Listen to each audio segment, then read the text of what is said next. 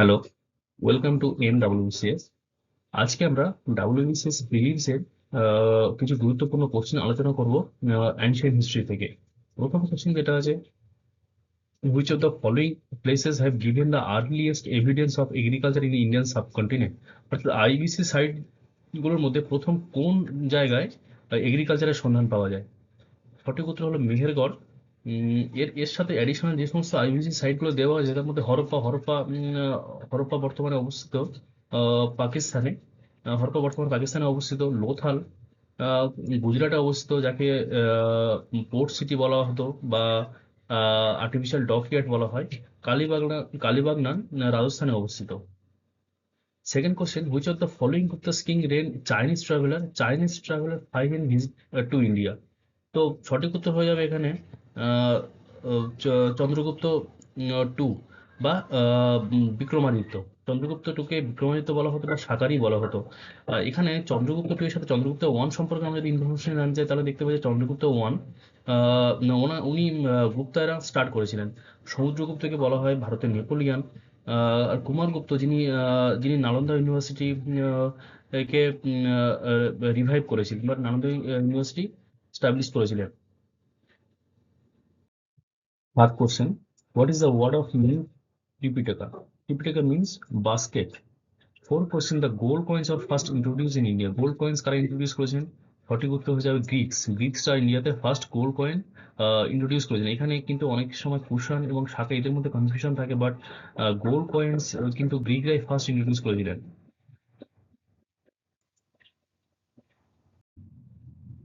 5 number কোশ্চেনে আমরা আসছি। এখানে who among the following was the 23rd Jain Tirthankar? সঠিক উত্তর হয়ে যাবে পার্শ্বনাথ।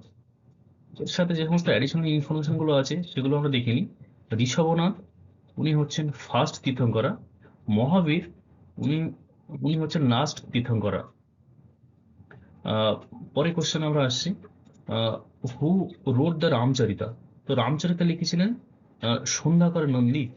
এখানে দুটো নাম খুব কনফিউজিং রিলেটেড টু রামচরিতা। এক নম্বর হচ্ছে সন্ধ্যাকর নন্দী, 2 নম্বর হচ্ছে তুলসীদাস। এখানে আমরা গুলিয়ে ফেলি, বাট এখানে রামচরিত সন্ধ্যাকর নন্দী এবং রামচরিত মানস যদি থাকতো তাহলে তখন হয়ে যেত তুলসীদাস। তুলসীদাসের লেখা রামচরিত মানস এবং সন্ধ্যাকর নন্দীর লেখা শুধুমাত্র রামচরিতা।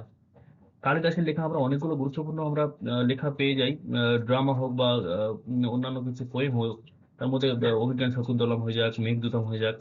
বাণভট্টের লেখা হচ্ছে কাদম্বরী বা হর্ষচরিতা, খুব ইম্পর্টেন্ট। বাণভট্টের লেখা হর্ষচরিত এবং কাদম্বরী। এর পরের গুরুত্বপূর্ণ যে কোশ্চেনটা আছে সেটা হলো শতাব্দ ওয়াজ স্টার্টেড ইন। এখানে এখানে দেখো কতগুলো যে অপশন গুলো আছে তার মধ্যে 58 AD, 78 BC। এখানে বিসি আর এডি এই দুটোর মধ্যে অনেকে হয়তো গুলিয়ে ফেলতে পারে, বাট সঠিক উত্তর এখানে হয়ে যাবে 78 AD। পরের question, Hathigumpha inscription is related to which king? এটা কিন্তু একটা ইম্পর্টেন্ট কোশ্চেন।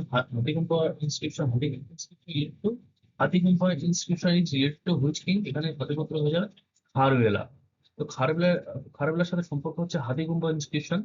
অশোকা বা হর্ষবর্ধন বা কনিষ্কের সাথে আরো কিছু কিছু ইম্পর্টেন্ট ইনস্ক্রিপশন দেখতে পাচ্ছি, সেগুলো আমরা পরে দেখবো।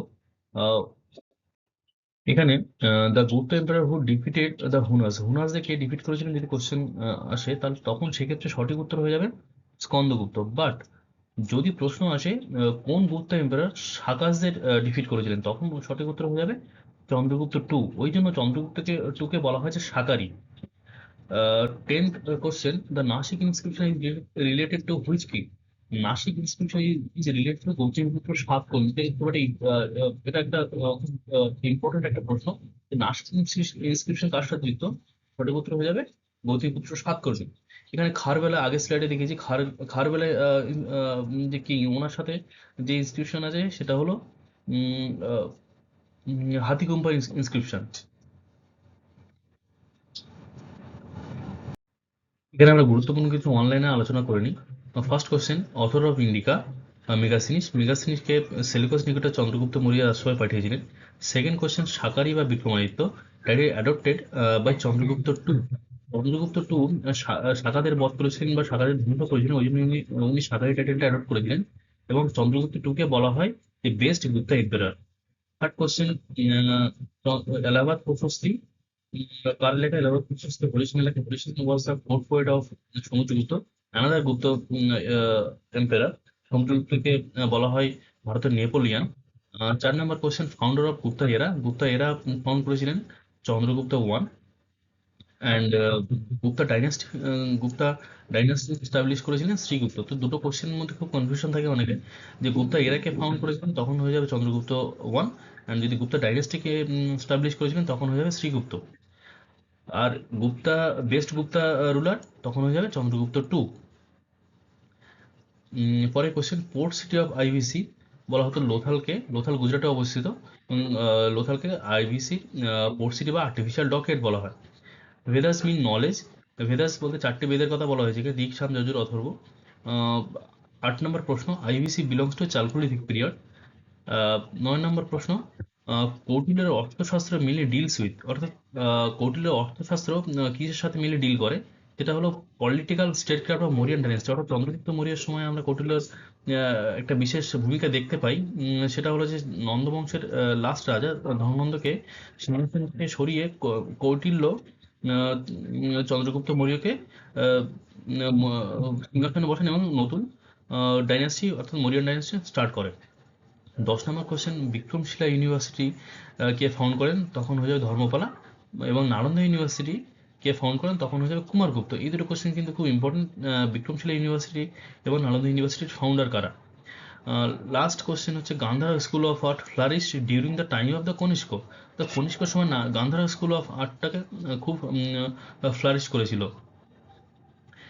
এছাড়া কিছু বলে রাখি যে এখানে যে স্লাইডগুলো আছে সেখানে দেখবে অনেকগুলো কোশ্চেন ডিসকাশন করা হয়েছে। শুধুমাত্র এটা অনলাইন আর বলে নয়, আগের যে কোশ্চেন স্লাইডটা দেখানো হয়েছে সেখানে প্রত্যেকটা এমসিকিউর সাথে সাথে যে সমস্ত অপশনগুলো আছে সেগুলো নিয়ে অনেক ডিসকাশন করা হয়েছে।